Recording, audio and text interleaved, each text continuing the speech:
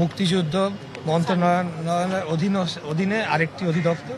তো সেখানে আমাদের অনারেবল প্রাইম মিনিস্টার ছিলেন, উনি আমাকে এবং আমাদের মাননীয় মন্ত্রী মহোদয় আমাদেরকে ডেকেছিলেন এবং জুলাইয়ে অভ্যুত্থানে যারা আহত তাদের চিকিৎসা, তাদের পুনর্বাসন, তাদের পরিবারের সদস্যদের আপনার শিক্ষা সহ বিভিন্ন যে ভাতার বিষয়, সেই বিষয়গুলি উনি খোঁজ খবর নিয়েছেন।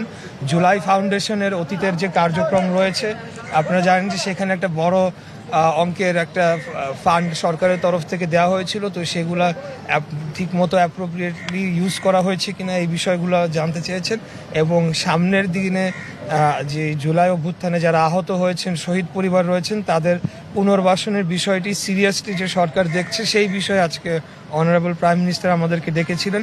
তো আমরাও ওনার দিক নির্দেশনা নিয়েছি এবং এখানে কিছু বঞ্চিত পরিবাররা রয়েছে যাদেরকে বিগত সময় বিএনপি দলীয় পরিচয় দেখে তাদেরকে বিভিন্ন যে পুনর্বাসনের যে সহায়তা সেগুলো প্রদান করা হয় নাই সঠিকভাবে।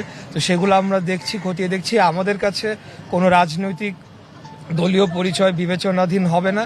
যারাই আহত, যারাই শহীদ, যারাই বিগত এই আন্দোলনে তাদের আত্মত্যাগ করেছেন, তাদেরকে পুনর্বাসন করা, তাদের চিকিৎসা নিশ্চিত করা এবং শহীদ পরিবারদের পুনর্বাসন করা, তাদের যে প্রাপ্য ভাতা এগুলো যাতে সঠিকভাবে তারা পায় সেটি নিশ্চিত করার জন্য আমরা কাজ করে যাব।